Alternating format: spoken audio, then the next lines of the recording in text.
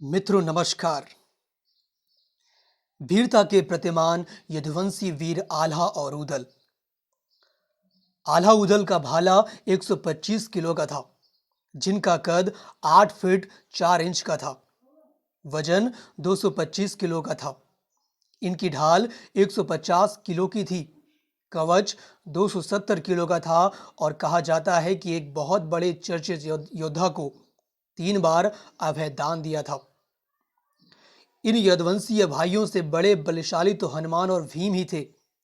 इनके समय या इनके बाद कोई इनके जैसा वीर इस धरती पर पैदा ही नहीं हुआ।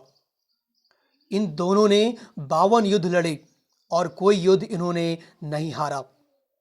उदल ने किसी चौहान राजा को 3 बार अभय दान दिया था और उसी चौहान राजा ने उदल की हत्या कर दी। आल्हा के क्रोध का ग्रास उस चौहान राजा की सेना बनी, जिसको आल्हा ने गाजर मूली की तरह काट डाला और उस राजा को भी पटक पटक कर जान से मारने की ठान ली थी। उदल, युधिष्ठिर तो आल्हा बर्बरी के अवतार कहे गए। आल्हा अपने भाई की हत्या की खबर सुनकर अपना आपा खो बैठे और पृथ्वीराज चौहान की सेना पर मौत बनकर टूट पड़े। ये लड़ाई 1182 ईस्वी में लड़ी गई। आल्हा के सामने जो आया मारा गया। लगभग 1 घंटे के घनघोर युद्ध के बाद पृथ्वीराज चौहान और आल्हा आमने सामने थे। दोनों में भीषण युद्ध हुआ। पृथ्वीराज चौहान बुरी तरह घायल हुए।